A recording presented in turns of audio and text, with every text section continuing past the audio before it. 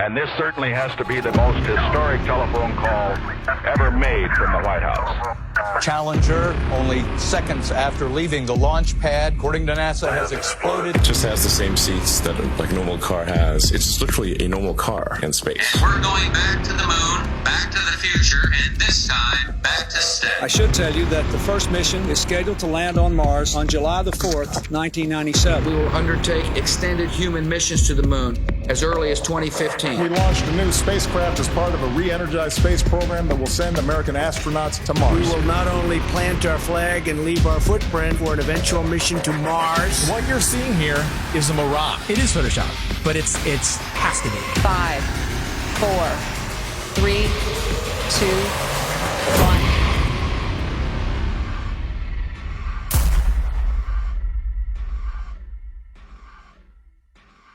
The one thing globe believers need to understand is that you don't just take the spinning ball Earth and flatten it out and put it back in the heliocentric model.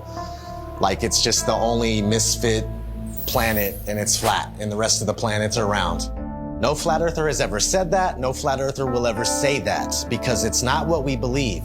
The Earth isn't a pancake floating in outer space, and you will never hear a flat earther say that. And if you would ever actually take the time to study it for yourself or hear a flat earther through, then you would find that it's much different and things would actually make more sense. They've got the narrative control to where anyone that goes to search for this, they're going to see pancakes floating up in space, and it turns people away. Or they see a snow globe out in the middle of space with water falling off the sides, and they're like, what is this? It turns them away. The mainstream agenda was to push their false narrative, all these hit pieces on flat Earth. 2016, 2017, that was pretty much the end of the YouTube era, where we could actually find real evidence, real content. Any search engine, the algorithms are suited to their favor. You're going to see all the hit pieces. You're going to see all the stuff that's there to debunk flat Earth. So it's just, it's almost impossible to get the real information. YouTube played their part in it, and not just cherry picking which videos they wanted to show, but deciding whether or not they wanted you to subscribe to somebody. So on several occasions and with several different content creators, I'd press the subscribe button to then find out several days or several weeks later that I couldn't find that content creator, assuming they'd either been deleted or they'd been censored beyond belief. And of course they had been, because my subscription that was previously made was no longer there. And I know that I hadn't unsubscribed to anybody. And then resubscribing, you'd find again that down the line that the same things reoccurred. There's a major campaign by Google and YouTube and all of these corporate lying companies to discredit the flat Earth. Why do they have that disclaimer under every video dealing with the topic of flat Earth, that it is an archaic, antiquated, outdated model that the ancients used to believe in? Of course, the ancients were stupid. They didn't know how to build Gothic cathedrals, and they didn't know how to build cities and pyramids. The problem is, people that think that flat Earth is stupid think flat Earth is stupid because they're thinking of a stupid flat Earth. And they ridicule and make fun of flat earthers. It's absolutely ridiculous. Since 2015, the content providers for Flat Earth have had a living hell. We have been ridiculed, we have been trolled, we have been censored beyond belief by YouTube. It's really difficult to get the truth out there. YouTube controls the algorithm. Who owns YouTube? Google. These are these big corporations that came in and said, the flat Earth is getting way too big. People are finding this out. We don't want them to find this out. This will just completely destroy our agenda that we've worked so hard for. We're losing it because of our own technology that we created. So they had to get involved. Withholding information and knowledge is a form of control. Now, for new people coming into the subject, if you research Flat Earth, the Google analytic will give you government hate propaganda against the Flat Earth truth. If you go to Google and try to find anything Flat Earth related, then the first thing that's going to pop up is the Flat Earth Society. And that is something that has absolutely nothing to do with this movement. In fact, it's a completely made-up organisation in order to deter anybody looking for some sort of truth. so that you'd first of all get to that page, you'd see these ridiculous accusations and this spinning disc illusion that's going upwards in space that I can assure you nobody believes in. If the globe model was as strong as they claim to be, then there wouldn't be so much concern with anybody talking about a stationary Earth model. Now, everything's fine in court until somebody walks in with a load of shit on you. Everything's fine until somebody out there has evidence that's going to prove you guilty. And that's when you start acting suspicious. That's when you start panicking. That's when you start putting damage control out there, which is inevitably what these bots are, what these trolls are on social media, and of course the algorithms. This is just a new lie that was started in the 20s, and even before then they weren't really teaching anything about the world and where we were. It was just common knowledge. One of the main arguments that globe believers come at you with is we've known for 2,000 years. Aristophanes figured it out with his sticks and shadows.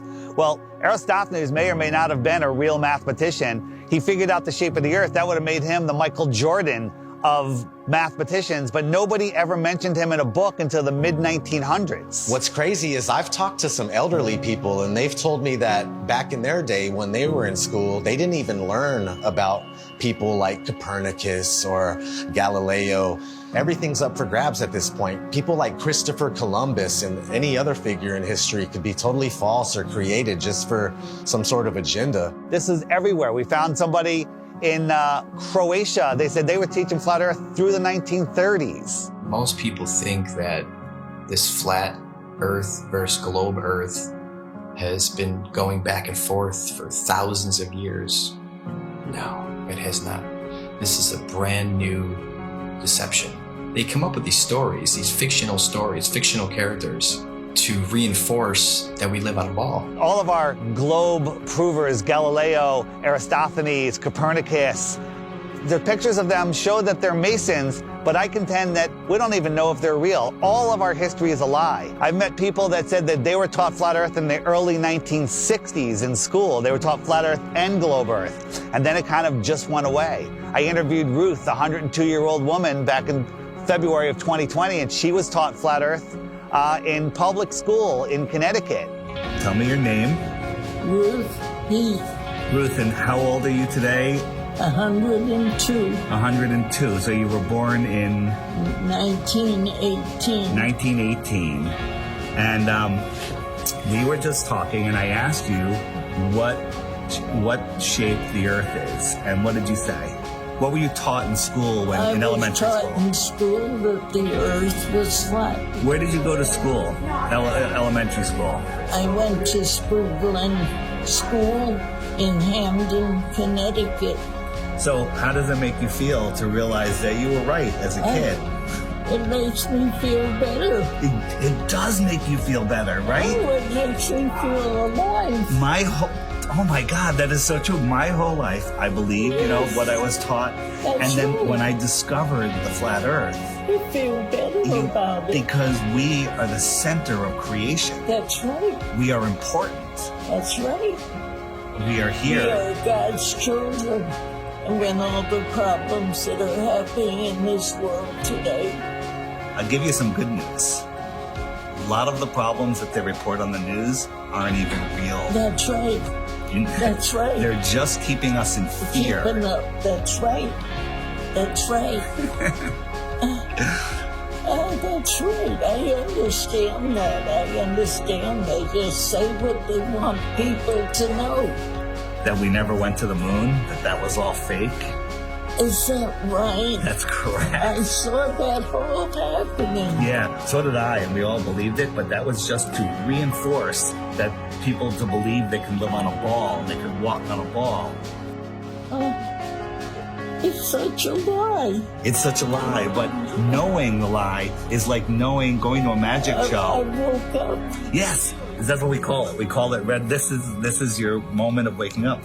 It's when you go to see a magician and you know how the tricks are done, and the magic no longer works on you, and you're free from the illusion. So knowing this is going to free your heart. Cry. Yeah, it's okay. It makes me cry. Happiness. Yes. Tears of joy. Yes. Thank you. All right, Ruth, give me a hug. Here we go. I need it. All right. Rockefeller seems to have a role in this. He started the General Education Board and continued being involved with the educational system. The fact of the matter is, the people that have been in control, they're in control now, and they're going to continue to be in control, whether they pass it down or change the name, whatever it may be. But yeah, I mean, whenever Rockefeller's name is tied to something, it's always something to question, that's for sure. That's a huge red flag for me, that they can come in and change everything we know, all of history, and turn it into deception, and keep teaching the deception over and over and over again until it becomes the norm. The same man who said that he wanted a nation of workers and not a nation of thinkers. This was the same person who was found guilty of antitrust violations around the turn of the 20th century, who then went on to get his fingers in all of the education systems, of course with the promise of, I'll give you money, I'll make sure that your school has everything that it needs as long as you push these textbooks, as long as you push these narratives and you push these ideas. I'm going to give you a nation of workers and not a nation of thinkers. And that's exactly what we've become. Now, this should tell you something, why we can't talk about literally the thing that we're standing on. Why is that? Knowing that there is a creator, absolutely. That is one of the main reasons to hide this. But, you know, at the same time, it's nowhere near comparison when 1 billion people find out that there's more land. It's about hidden land. I think there's possible they could be hiding land in here somewhere with us.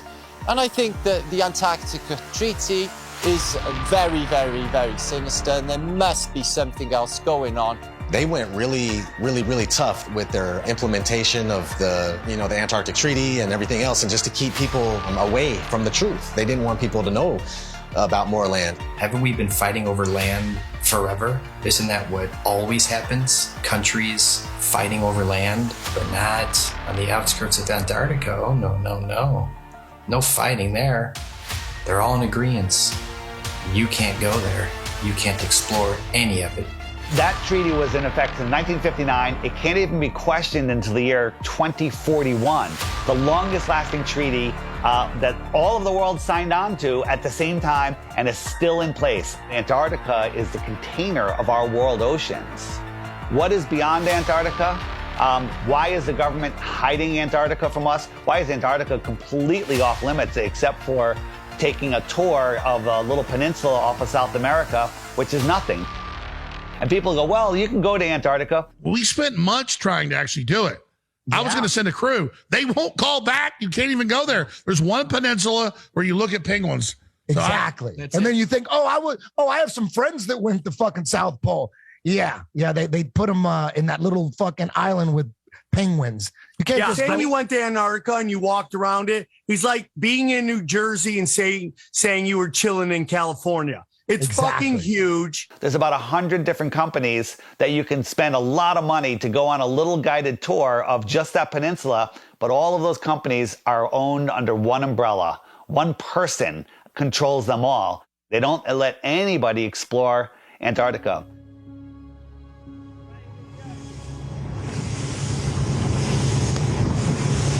Will be a fucking international headline in about 5 minutes.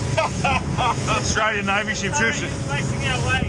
Bad boys, yield. Is it? The turret is turning our way. The turret's turning at us. Boy, we should hide Adrian in case they think we're trying to kill him.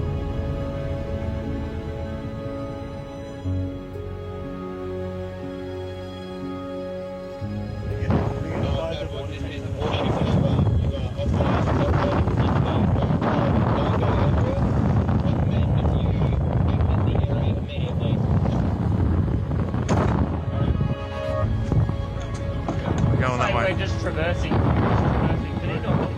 there a helicopter coming at us now? Are we allowed? I don't know. Just travel, just go. Just go. Send out the chopper. That's a drone. Is it? That's unreal.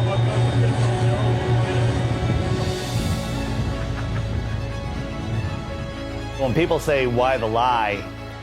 One of the main answers is they're hiding more land. What if we can truly become free. The whole reason for this is because of more land.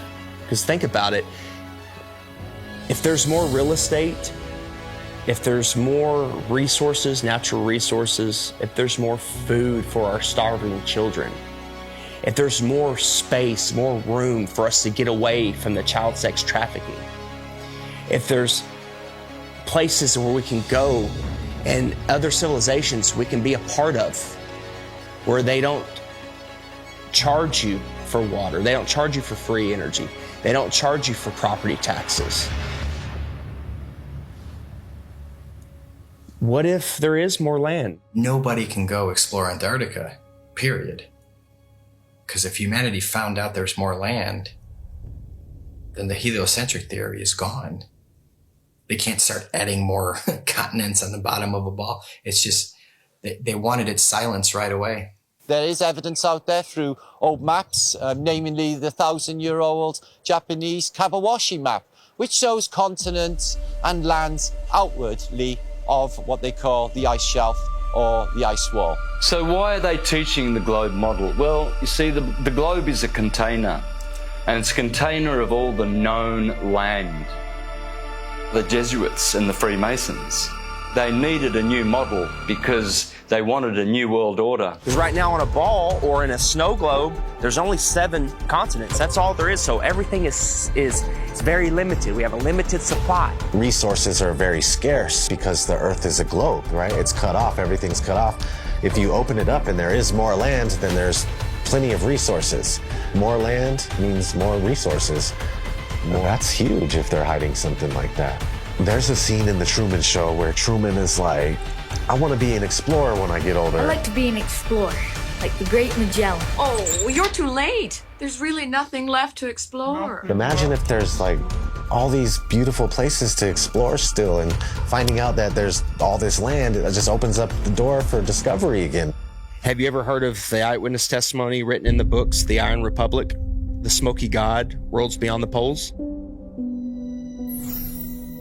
In the late 1800s, there was a series of articles written in Florida Magazine about a politician that was tired of what was going on here, got a big ship and a crew, was exploring Antarctica, and he found a passageway through, and he popped out into the ocean, was lost for about a month. Finally, they found land with a city, and they pulled up, and it was a very advanced, quite different civilization, and very friendly, and they stayed there, and he writes about all the experiences he had there. In the late 1800s, they were talking about more land beyond Antarctica. Remember, the word extraterrestrial means extra land. They're telling you that there's more land in here that they don't talk about. There could be more land in some of the oceans where it's just all blue on the map. Nobody knows. You're not cruising around on big ships or flying over it on planes and looking, you know, nobody's out there charting anything. Have you heard of such a thing as no-fly zones? For instance, you can't fly in certain areas near the Arctic Circle or the Antarctic Circle. The reasons being is because there are lands there that we're not supposed to know about. They don't want those lands to be discovered. All these corrupt systems that are stealing money from us, kidnapping our children, just doing horrible things. They rely upon the cattle staying on the ranch, the slaves on the plantation. That's why Flat Earth is the most important knowledge we can obtain, is because there is more land. Don't look at us and say, go prove it. They won't allow us to go prove it. We're not the lazy ones here. We're being restricted from going to prove this to you. So because of that, of course we're going to speculate. It's a red flag. If that's not a red flag to you, I don't know what is. They won't allow us to go. Allow us to go. If we go and there's nothing there, I'll admit I'm wrong. But all signs point to that they're hiding more land. You have to have permission to do everything. You have to have permission to marry the love of your life. You have to have permission to travel down the road. When we have the inalienable right to travel from point A to point B, you people think you're free? You're not free. You're free-range chickens. That's what you are. You're free-range chickens held in an area you're not allowed to go past, and if not, you go to jail or you get shot. Stay on the plantation, do what you're supposed to do, pay your taxes, and shut up. Right?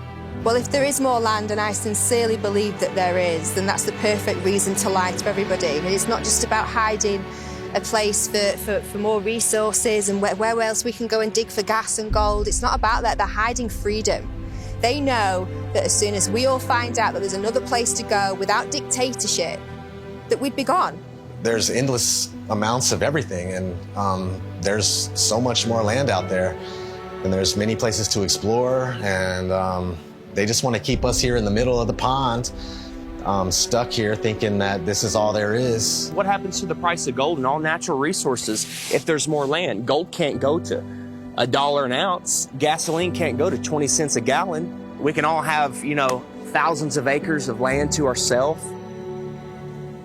The whole system crumbles.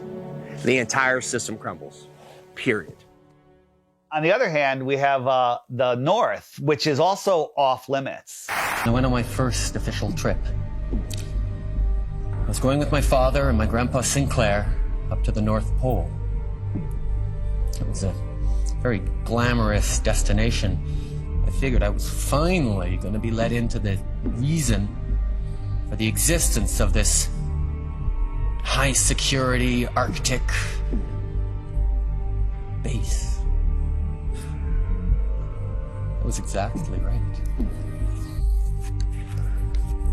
We drove slowly through and past the buildings on a special top secret mission. And that's when I understood just how powerful and wonderful my father was. The North Pole is a biggie. It's always been in my mind. I've juggled with the idea, is there hidden land? Could they have possibly hidden a continent in the Arctic Ocean, which is seemingly an ocean? They could hide land there. Many old maps will show you the Hyperborean, 4 continents, and in the center, Axis Mundi. And I think that is what's there. I think there is Mount Meru. And I think that gives off an acoustic device. There's definitely something special going on up there, and if you just think about that long enough, why do compasses point north? I mean, that's really wild in itself. What if we all took our compasses out and just followed them until it stops?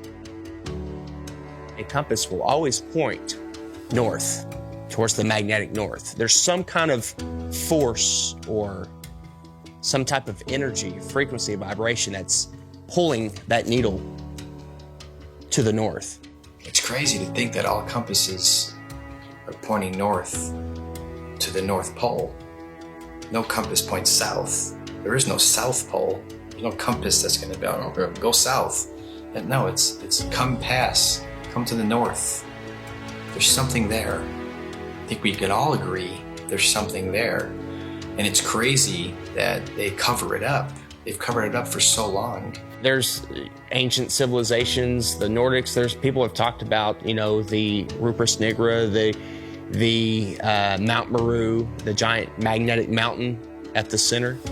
An entire magnetic mass or a mountain that is strong enough to make everybody's compass point north. When I was a kid in school, they showed us a National Geographic video of the guys that were getting to the North Pole, and they just basically made it look so horrible and miserable and dark and cold that no kid ever in his life would go, hey, I want to go to the North Pole. So if you watch any documentary about the North Pole or anybody venturing to the North Pole, all you're gonna find is some dude mobbing on an ice sheet, and he's got a little device in his hand. He's like, 3, 2, 1, North Pole. And that's not the North Pole, man. That's bullshit. I just don't know what this is. It's a map. My father showed me a map like this once. Inside the circle is your world and my world. Many others. No one knows how many. The Dark Tower stands at the center of all things. And it stood there from the beginning of time. And it sends out powerful energy.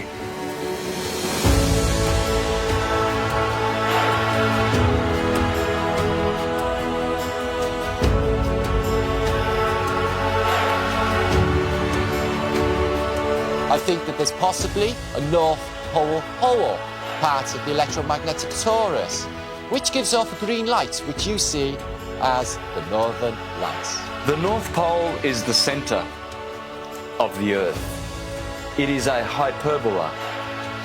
Because we live in a toroidal field solar system, there must be a plane of inertia intersecting it in the middle, and there must be a hyperbola, hourglass, in the middle.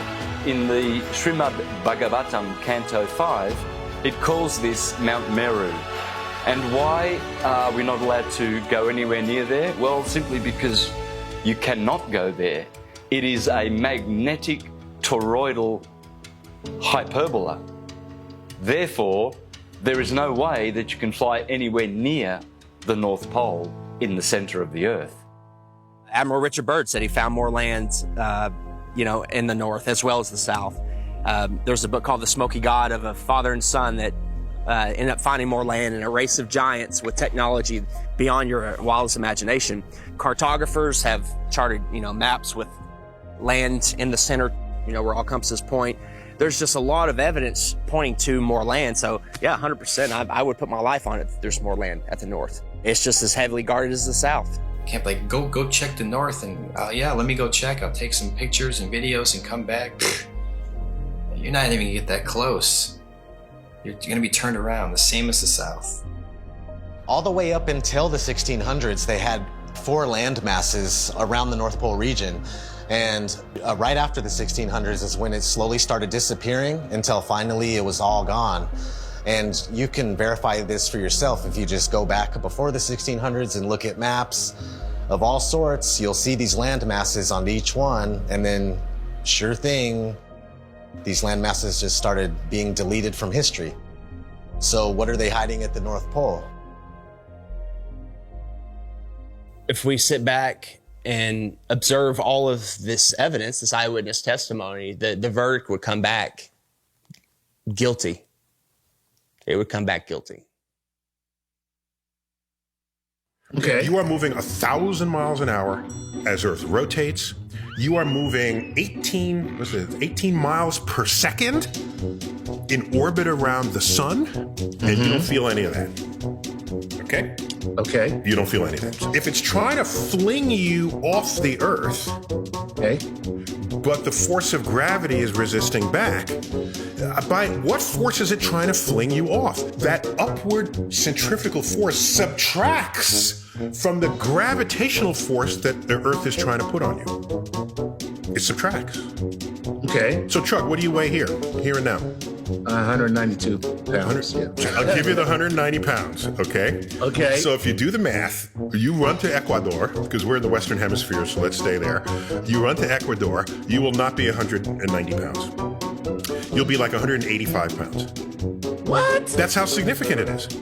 That's if I did my math correct, and I think I did, there are pounds less that you weigh for living on the equator than for living anywhere else, simply because the spinning Earth is trying to fling you off. Nice. Yes. Yes.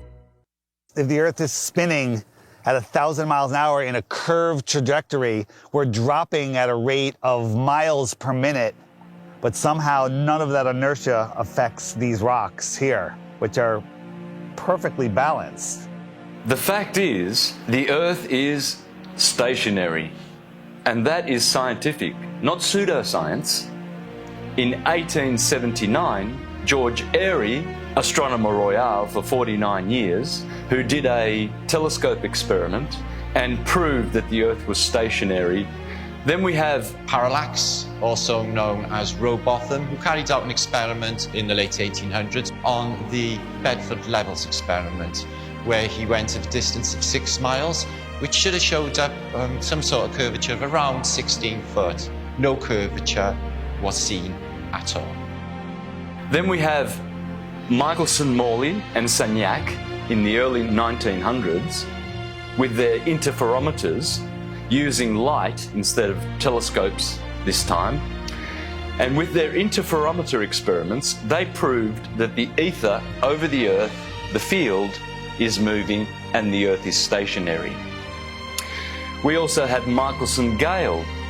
They did an experiment in the 1930s and proved that the Earth is stationary. One of the greatest science experiments of all time, in my opinion, is from Marconi. Marconi in 1901 set up transmitters to send radio waves, like signals, wireless signals across the ocean, Atlantic Ocean, okay? So he has one set up in Europe and one set up in Canada, okay? And they're sending signals, I think the letter S was the first one, boom, and it worked. Almost 2,000 miles across the ocean, they got the signal.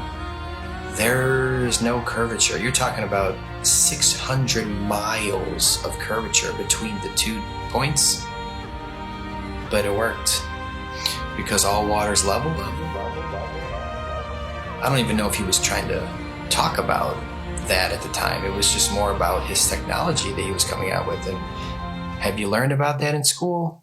No. Then we have Pierluigi Gina, a colleague of Marconi. And before he died, he showed people in his laboratory how the Earth is stationary. You can go to my channel, Mr. Astrotheology, and you can see videos of Mr. Pierluigi Gina proving in his laboratory with strobe lights how you can prove quite easily that the Earth is stationary. Every scientific experiment throughout time looking for axial rotation or curvature has proven the opposite. They don't teach this in schools. Any observation, when you go outside on a calm morning, you can see a perfectly glass lake. And your senses will tell you that, nothing is moving. We, stationary Earthers, we have science, real science, on our side, and the Globies have pseudoscience. In fact, all they have is Einstein saying, "I have come to believe that no optical experiment can prove that the Earth is moving." And yet, the Earth is moving. Science! Yeah, Albert Einstein. I always recommend people go watch Albert Einstein in his interviews. He's reading cue cards. He's reading notes that someone handed him, kind of like people on TV nowadays. There is no optical experiment ever been conducted that can prove that the Earth is moving. The Earth is spinning at 1,040 miles an hour. You can't feel it. You can't measure it. You can't observe it. You can't repeat it. But trust us, there's not one experiment that shows the Earth is spinning or moving whatsoever. There is, however, an experiment that was proven in Behind the Curve. Bob Nodell was talking about the ring laser gyro, showing that there is a apparent 15 degrees drift throughout most of the day. When we turned on that gyroscope, we found that we were picking up a drift, a 15 degree per hour drift. And this was taken out of context. It was later, the experiment was done at a higher altitude and it showed a different rotation speed, which absolutely proves it's not the Earth that's moving, that it's the ether that is spinning above us. Netflix is mainstream. Netflix is the alternative mainstream narrative. Netflix can't go against the grain. They'll lose their contract. A documentary, like a mockumentary. I'm sure someone watched our movie and was like, whoever made this movie is a government shill, and they're just trying to hide it. Netflix is in on it, trying to hide it. Yeah, he accidentally proves that the Earth is round. It was the biggest mic drop. It was the biggest mic drop, and I love that you kind of cut it. The thing is, we have technology that is outrunning their lies. Now we have time lapse. Ooh, imagine that. We have time lapse where we can point at the sky, and year after year, day after day, hour after hour, the sky's spinning.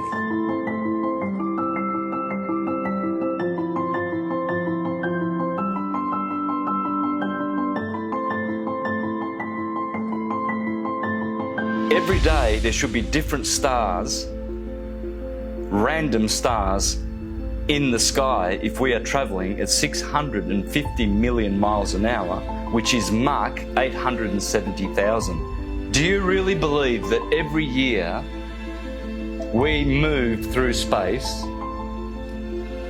at 5.5 trillion miles every year? And yet every year the same stars keep turning over our Earth. Aries, Taurus, Gemini, Cancer, Leo, Virgo, Libra, Scorpio, Sagittarius, Capricorn, Aquarius, Pisces, year after year after year, and yet none of those constellations distort, change shape, get brighter. There has never been, in recorded history, we have never seen any star get brighter or dimmer or any shape of those constellations which are still recognizable today as they were thousands of years ago.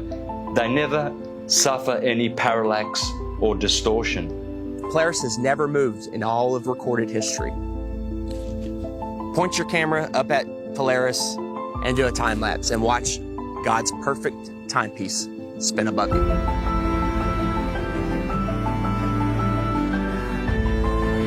And we move 5,694,000,000 miles through space every year. Congratulations to you if you believe that. It's called education, indoctrination, and dumbing down.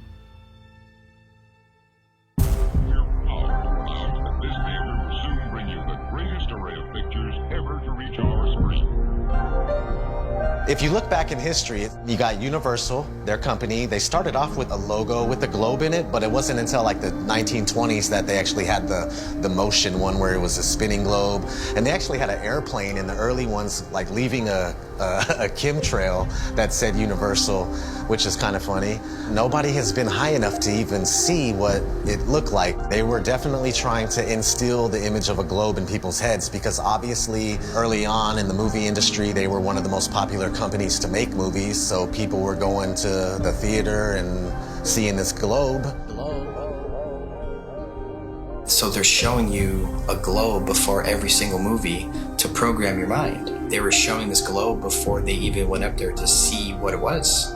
I think the first man ever to go up and check is Picard going up there. I mean, that's a story we're not taught in school. From the practical point of view, Professor Picard's experiment is of the highest possible importance. These timelines, these dates, these are facts. We got Auguste Picard coming out in the 1930s in an actual publication by a science journal saying that the Earth looks like a flat disk with an upturned edge. Besides Universal programming you, you had Walt Disney programming you with space documentaries for almost 15 years straight. Some pretty crazy propaganda in the 1950s. There was one called Man in Space. He's talking about taking men to the moon in a rocket. And then if we cruise on, we got Richard E. Byrd. He goes on Longines chronoscope and he's sitting down and he's telling people. Strangely enough, there's left in the world today an area as big as the United States that's never been seen by a human being. Shortly after Richard E. Byrd did that interview, they put the Antarctic Treaty in place.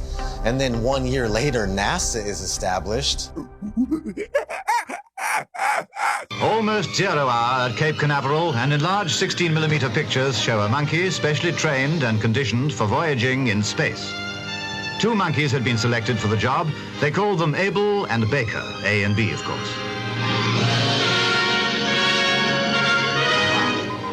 In fact, the monkeys came down safely near Antigua. Reported none the worse, after blazing the trail for human space travel. They come in and they're the gatekeepers for your mind. Like, they're making sure that people think that they live on a spinning ball. And that's their sole purpose, that it has always been their sole purpose.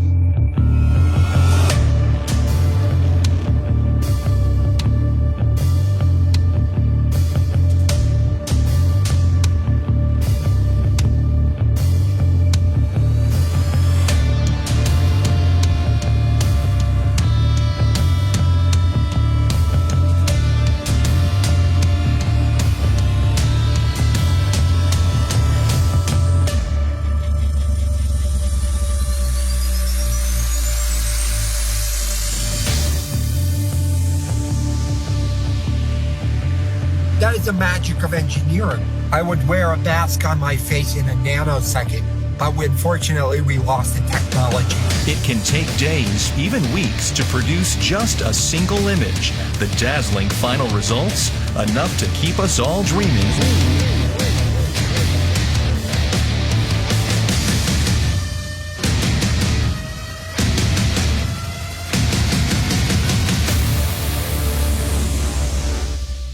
NASA is hiding the frickin' flatness of the Earth. Why?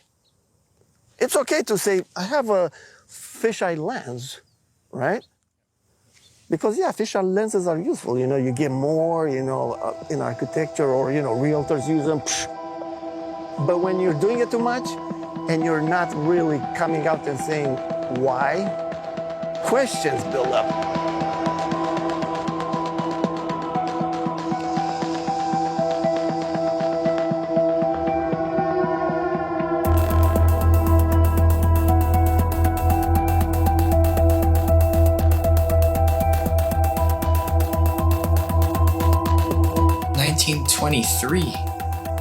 A fisheye lens was invented. So these space agencies had a heads up already. And the fisheye lens was originally, I think, $27,000 to purchase. And this is in 1923. I mean, today that's about, what, 100 grand, 200 grand equivalent in cost? And people would tell me, Hippler, I'll give you that. NASA is a lying government entity, right? But what about Red Bull? Red Bull is just an energy drink. And I saw Felix Baumgartner jump out of the space capsule. Flat Earthers did a great job of debunking that. Of course it's a fisheye lens, it's not even a question. What most people don't know is that Neil deGrasse Tyson, you know, the science priest of modern day, that everybody loves and they listen to him. Oh, he's so smart. Oh, he is a smart man in the sense of he knows that we debunked the shit out of that. And that dude who jumped out of a perfectly good balloon, Felix Baumgartner, edge of space jump. Now, you know, I don't. It's he wants to. I don't have a problem if he does it, but the honesty of it would greatly diminish what I think people thought he was actually doing. And not only that, they made sure to photograph him standing there with a really wide-angle lens, which curves horizontal lines. So in the photo, you see this curvature of Earth's surface, and he's like, wow, he's in space, look at that. No, he's not. At that height, you don't see the curvature of the Earth. You just don't. That stuff is flat.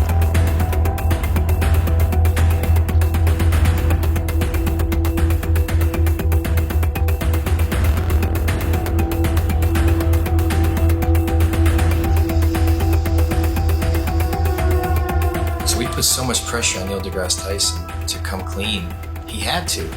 We exposed Felix Baumgartner. That's a complete fisheye lens. There's no curvature at all on this Earth, let alone they're trying to sell it as 23 miles up, there's curvature. Even though people will sit there and swear they saw curvature out of an airplane 10 miles high. Yeah, okay. So your priest Neil deGrasse Tyson admits 23 miles up, no curve. How do you feel about that? All right, maybe you say that's no big deal. Okay.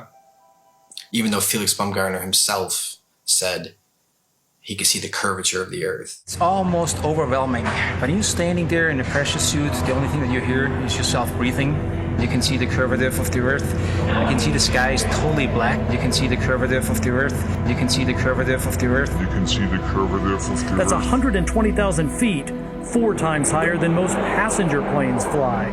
So that should make you go, right away, what's going on here? Who's lying, right? But you don't think there's an agenda here? You don't think people are lying here? Fast forwarding to recently, Richard Branson, his ugly ass, Mr. Billionaire himself. Officially the first billionaire to travel to space, so Richard Branson. So you go 63 miles up, you would all probably assume that, of course, you could see this giant curve of Earth. You're 63 miles up, holy shit. Richard Branson supposedly goes up 63 miles, even though it's nothing but fisheye lens footage. We exposed that. Here comes Neil deGrasse Tyson again. Damage control time. Oh, by the way, you didn't ask, but I'm going to tell you. Do you know how high up above the Earth he was? No. So if you take a 63 miles. Oh, yeah, say right. So take a schoolroom globe, and that's how high above it is he? So he's about 2 millimeters above the surface of a schoolroom globe. So nobody has seen the curvature of the Earth from that height. I just want to make that clear. You can't see the curve out of an airplane, right? 10 miles.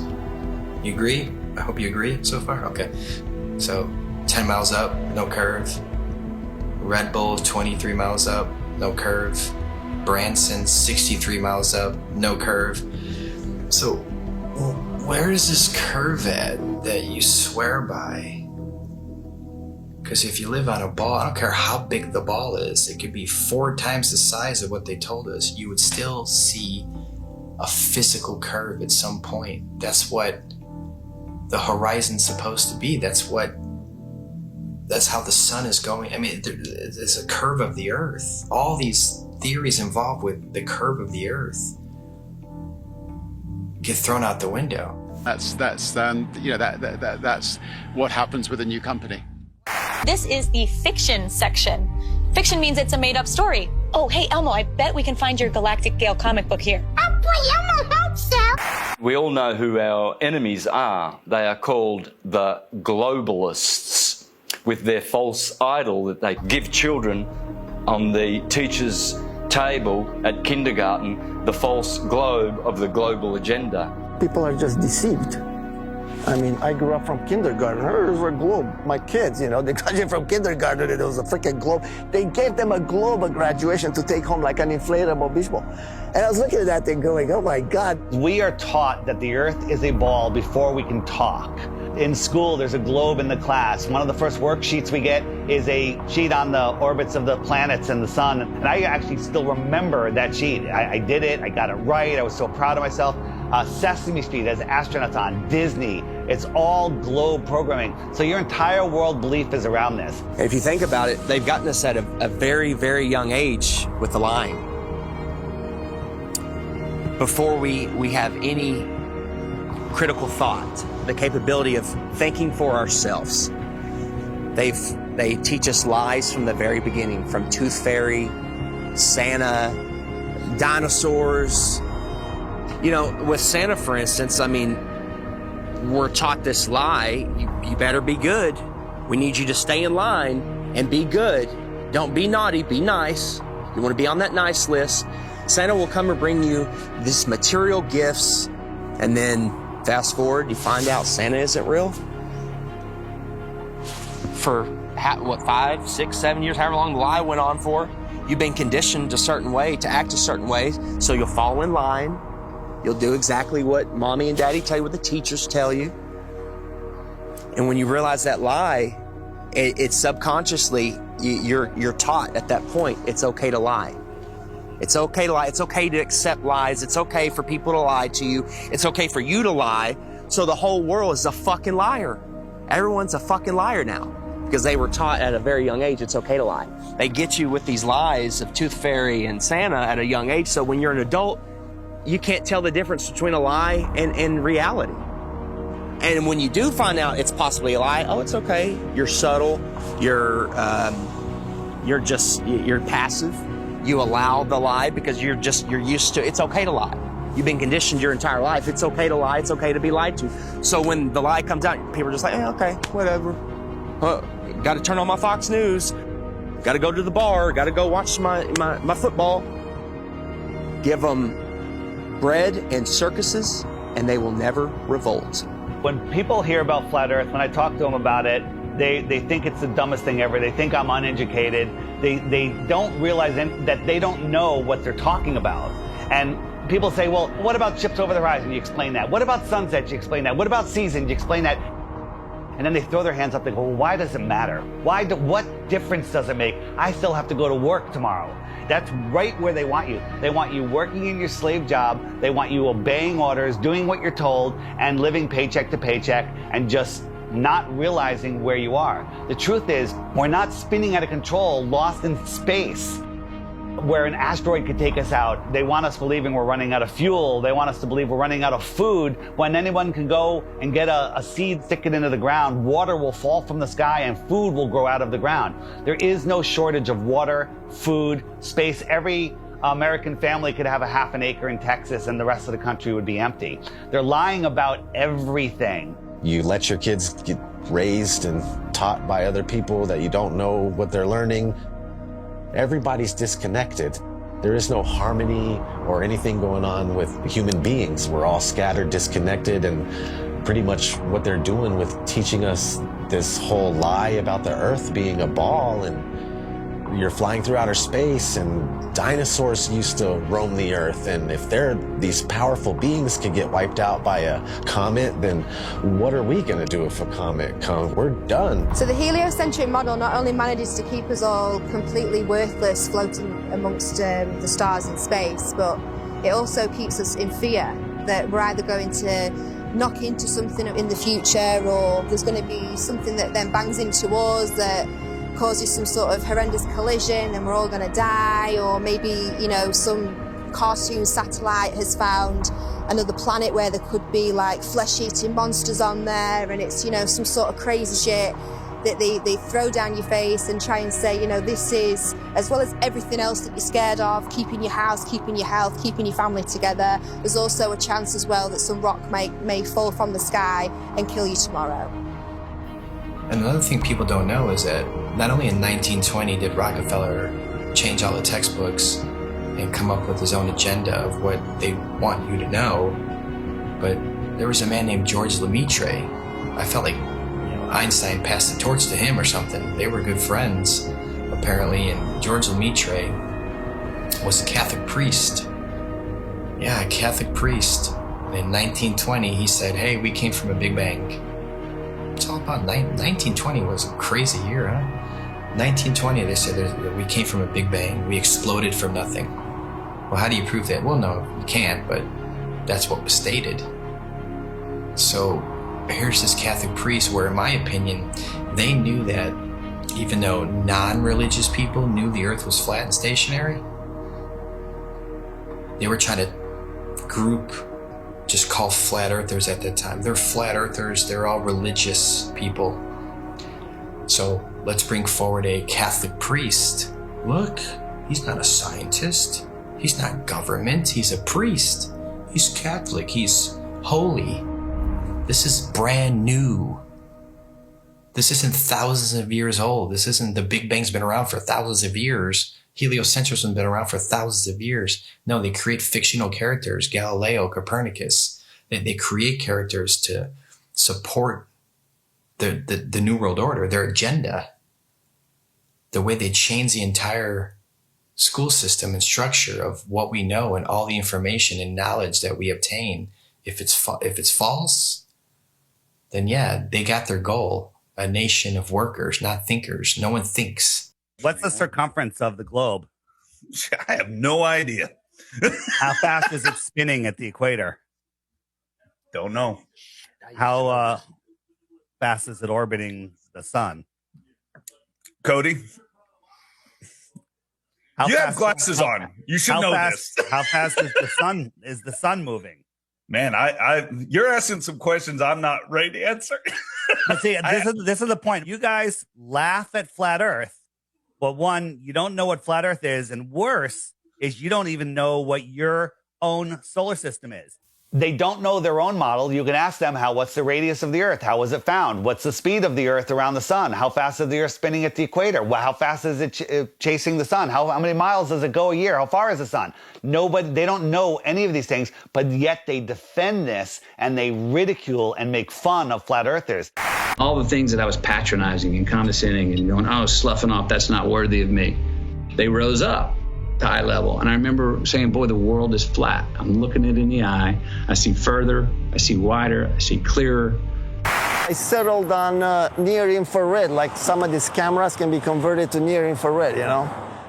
So then I started taking photos, and since I was doing a lot of flying, I started going up, and boom. I was actually amazed to see the incredible flatness that you get from high altitude.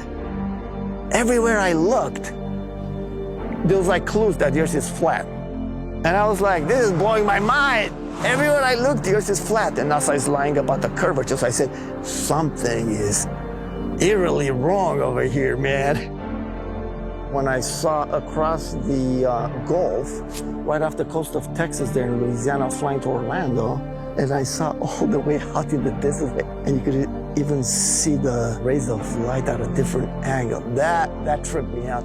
But if you really go up high, then you realize, oh my God, the Earth is extremely flat. This would be impossible on a globe. There is no 8 inches per mile square. Equation for curvature of 8 inches per mile squared has been debunked over and over again. The flat earthers with their P900s and their P1000 cameras are constantly seeing things way off beyond the supposed curvature of Earth. In fact, many tests have been done with lasers, cameras, filming mountain ranges 300, 400, 500, 600, 700 miles into the horizon, which are visible and shouldn't be visible if we were living on a globe. This is how much distance he covered with his camera, and he could see from here the Rocky Mountains. There you go.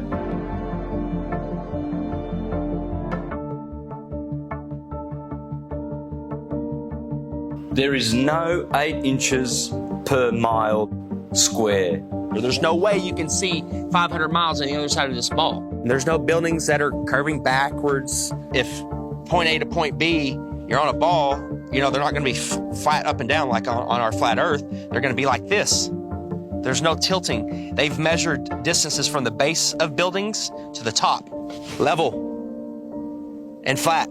People look out at the ocean and you see ships and stuff, and it appears like these ships and boats, they go down, and that is a huge factor as to why people think the Earth is round. If you look at the ocean or a lake, it looks flat. Look at that. Look how straight and flat that horizon is. Looks flat, doesn't it? See, it looks like a table or a board. Now, once in a while, you might see mountains or hills, but those are just like little bumps on what looks like a flat Earth. As ships sail away, they don't disappear all at once. No, first, the bottom will disappear. See, the bottom of the ship is gone. Now we can see midway up, and then the whole thing disappears. So people realized that the world is curved. I mean, it's a big curve, but it's curved. That's what we call pseudoscience. You could buy a camera now that zooms times 100, and you could zoom in on these ships and boats leaving your view, your human eyeball's view, pull out a camera and zoom in on it, and suddenly you're back. It's on top of a level surface, still cruising. So the limit of your vision is where the sky meets the ground due to perspective. As they come together, that's the limit of your vision. That's called our horizon. The horizon is optical. If you had a super zoom camera, you can zoom in and make this angular size bigger to reveal small objects that you couldn't see. And then when you zoom out, it goes back together and things disappear into the horizon, not over. We see skylines beyond what we're supposed to see. I mean, the visibility from 100, 200, 500 miles away, it debunks the whole 8 inches per mile squared. Photogrammetry, I think, is one of the best way to convince yourself. You do multiple images of the ground, and then you put it in a software, and you realize how flat it is. You're seeing it yourself. It's your data. Nobody's lying to you.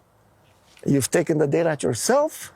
It's not Jay Tolan that's trying to, troll you. Like some people, they're like, he's trolling people, man. And it's not SpaceX or NASA doing it either.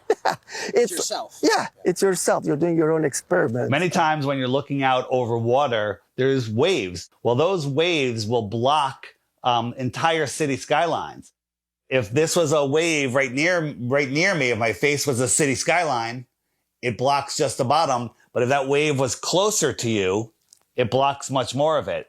It's all perspective.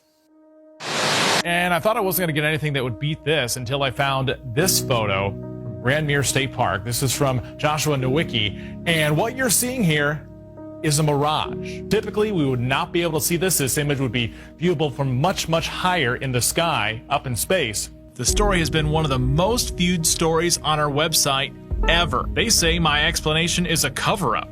A cover-up to their belief that this picture is proof the Earth is flat. The one goal I had was to prove that what people are seeing from the other side of Lake Michigan is not a mirage, that they are actually seeing the city. What do you think, Skiba? I think it's amazing, dude. It certainly did. It's not a mirage, I can tell you that. No. Our focal point was the Sears Tower. Which is also known as the Willis Tower, right? Yes, the Willis Tower. The Willis Tower, and we can see it the entire time. We can see it the entire time.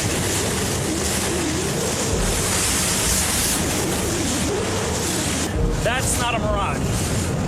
That's not a mirage, whatever you're looking at. You see it? Yeah. That's that. You see that bridge? It's not a mirage. That's the proof right here. That's the proof. I was shocked to find out that there are a number of people that believe the Earth is still flat, and that to them, this is actually proof that the Earth is flat. One person just questioned me and asking me for a retraction of the articles and lies. A lot of people try and kind of be nice about it. Well, are you sure you did it right? And then they send me links that the Earth is flat. And some are just pretty straightforward about it, and they title replies calling me a deceiver, and that I should check my degree or quit telling lies on television. It got me questioning a lot of things. Were my calculations right? No. You can obviously see Chicago from that far away. It really is the Chicago skyline. We can see things farther and farther away than that and prove it. You can prove it yourself. You can go there on a clear day and see the same thing. You can go do the same tests and prove it to yourself. That's the best way to do it, right? Prove it to yourself. You're not taking anyone's word for it. You're doing your own experiment. It's not a mirage. It's not an illusion. It's Chicago from 60 plus miles away. I mean, we could barely see the street sign a few blocks ahead of us on a foggy day. I mean, they're spraying our skies with shit all the time. You can open your weather app right now and it'll tell you the visibility.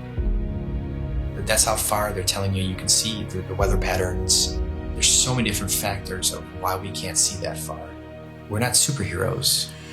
I mean, take any flat and level road around your house safely. Test it out, make sure it's level. But you take your camcorder and you bring it all the way down to the ground and you zoom in and you see all this distortion and it kind of vaporizes and globe heads want to add like this bridge is bending around a curve and there's the curve. It's like, no, it's an optical illusion. That's all it is. This has been replicated many, many times. There is no curvature. Stop fooling yourselves. And even something like the sun, when it goes across this huge plane, it sets and it disappears due to perspective. So you're seeing it come and go on such a vast plane. It's so huge that the sun could come through and go so far away that it just goes out of your view and behind so many false horizons, i.e. mountains, trees, forests, city buildings, just really tall things. Keep in mind, the sun is much smaller and close.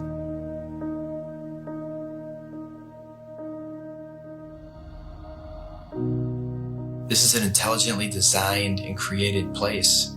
As someone who stars are rotating around, knowing that we can only see a certain amount of light, I think like 1%, there's only so much light our eyes can actually see. Unless you're on like DMT, I'm sure you can see way more lights. But naturally, we can't see that many lights in the sky.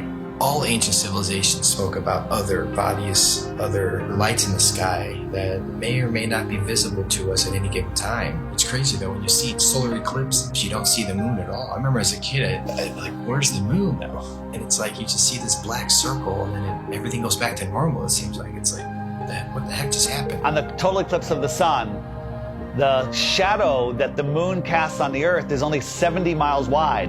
That is impossible, but then they come up with umbra and penumbra, and it's just stuff to confuse your mind. We have an infinitely far sun sending diagonal rays from the side and straight rays from the middle where they cross each other. It makes absolutely no sense. I went live a few years ago on YouTube during the 2018 eclipse in the United States.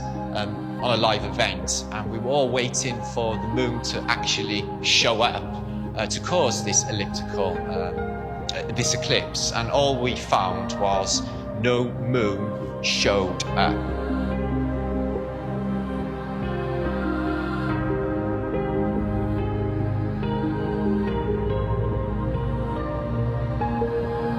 So that blew my mind to think that there was actually no moon visible, yet this effect of the sun literally being covered by an object I had witnessed. Why can't we see the moon approach the sun, eclipse the sun, or exit the sun? And we don't. We just see a black circle eclipsing the sun. We never see it next to the sun. Now people say, well, it's because the sun is so bright. When the moon is totally eclipsing the sun, you should be able to see the features on the moon. You should be able to with a regular camera, with your regular eyes, with an infrared camera, but it has never been seen. There's only been anti-flat earthers that will fake an image and fade it into a picture of the eclipse. There's no video of it. Think about what an amazing video would be if they could film it from the International Space Station or from the moon itself. Never happens because I don't believe the moon that we see is what's eclipsing the sun. There's lots of ancient mythology about other dark bodies. There could be anomalous bodies up there. They're not actually visible to us. A celestial body that we perhaps can't see, because there's on the spectrum of light, we can only see 1% of all the light rays, gamma rays, X-rays. We can't see these certain frequencies and energies and lights. What happens is the sun is eclipsed by the so-called moon, but it's not the moon, it's actually the north node. There's been, times documented in the past where there's, this eclipse, and the moon's supposed to be eclipsing, and there's no moon anywhere in the sky. Nowhere. Anywhere. That makes absolutely no sense. So there's got to be another celestial body. The oldest ancient symbols, and it's the black sun, a celestial body that we perhaps can't see.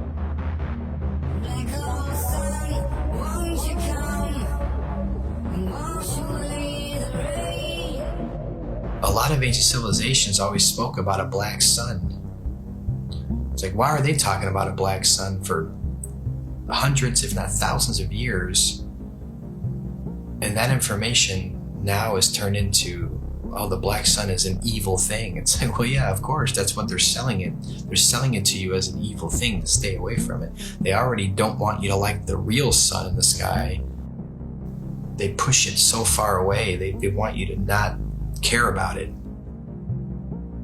There's a reason it's close to you. There's a reason it's here for us. There might be more suns and moons on the outskirts of Antarctica, on the outer lands. There might be more suns and moons. There might be more suns and moons in our world here, but we just can't see it. And you talk about the seasons itself. Seasons prove the Earth is a stationary plane with a local sun. When the sun is circling over the Earth over here in the Tropic of Cancer, these people here, they have summer. But 6 months later, the sun is over here. It's going around over here. So Australia down here, and South Africa, and South America, now they have summer because the sun is local. It's not 93 million miles away. And the sun and the moon revolving and springing into the center seasonally and then springing back out again. This makes perfect sense than a spinning ball hanging on an invisible skyhook at a degree of 6.66 of a supposed axis, which tilts the Earth. People need to stop defending a theory that they were taught in kindergarten. So at sunrise, every sunrise should be arctically cold because that is the most severe tilt possible. And to make it worse, in the northern hemisphere, in the heliononsensical model, the sun is 3.5 million miles farther away in our summer. But when the sun shows up on the horizon, I can feel the heat on my face immediately. I can get a suntan in June. But in December, at solar noon, when the sun is at its highest point in the sky, I can look up at the sun and barely feel the heat on my face. And also, it's 3.5 million miles closer. The whole tilt thing doesn't make any sense. And when the sun is on this side, it only illuminates this part of the Earth because it's local. And this part is dark, that will be night. So it's quite easy to understand day and night and the seasons and explain them on the flat Earth than it is with the globe model. The sun, moon, and stars are rotating around our heads like a perfect clock, and it goes out of your view as taking the light with it. This is an intelligently designed and created place. The sun does move about 15 degrees per hour through the sky, but when it gets close to the horizon, it kind of stops and it stays there and it moves at a different speed. I filmed this several times with my drone. No humidity and not over water. And it'll just stop and sit there. And then it kind of just fades away as it goes into the distance. But at the same time, because of perspective, I have friends that were down at the beach that saw the sun set 10 minutes earlier from the bottom up. And that's simply because they're looking across a span of water that has a hill with trees, a tree line on it, which is hundreds of feet over their heads. But from their point of view, it's at eye level. And as the sun moves away, it just gets eclipsed by the tree line, which they think is eye level, but it's high up in the sky. Water. It's always flat, always level. So starting at the northernmost point, as far as I can get, of Lake Michigan, and then traveling south, you can see that red line here, that the body of Lake Michigan is 574 feet above sea level, and it's level. There's no change in elevation, there's no curve. This cross-section shows what an undisturbed body of water looks like, and that's level. We know that to be true. There's three properties of liquids. They have mass, they take up space, and they always take the shape of their container. The physics of water is to find and maintain level. So if it's in a cup, to this lake behind me, to the seas, to the oceans, that's why I call it sea level, because it's flat and level. No matter who tries to sell you the idea that water's curving over a ball, it's just not happening. That's the number one proof right there, just water alone. Water alone proves that the Earth is flat, because water always finds and maintains level, period. Water does not curve. In its temporary state, it's finding its level. Once it hits the ground and finds its level, it remains level. I never even thought of the idea of water maintaining its level, and that alone just was like mind-blowing. Like, absolutely, water has to maintain its level. Like, it's always, if it's calm and there's nothing going on, you know, it's, you look at a lake, it's just chilling flat. It has to be. It can't curve. There's nothing you can say or do to ever show water bending or curving. Water needs to be contained.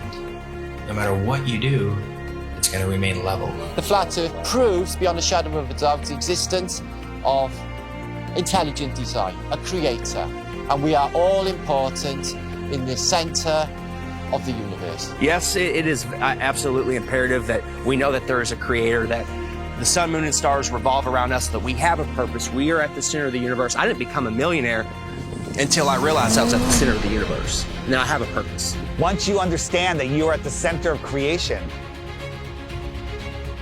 everything changes. And basically, we're unplugging from the matrix. We're unplugging from the heliocentric system. And when you do that, the rulers of this world, you unplug from them. You stop feeding them what they need. They want your fear energy. They want your labor. They want everything from you. And people unknowingly just keep giving it to them. I don't want my children to be lied to. And I don't want my grandchildren to be lied to either. So if this is going to stop, it starts with you and I. You know, they inherit all this stuff. You go to school and they teach you. When I was in grad school, man, I was shocked that most of my classmates were not really interested in learning. They were interested in passing a class. On the one side, tens and tens of scientists proven that the Earth is stationary, and we have nothing on the globe's side, so the Earth is stationary. No one thinks how easy it is to do this, and they pulled it off, unfortunately. But we're here now to completely reverse this, and people hate on us from the left and from the right. Everyone hates on us. Like, shut up with your flat earth stuff. It's not important. It's the most important thing. It opens the door for everything else. You want to know the truth? You have to know where you live.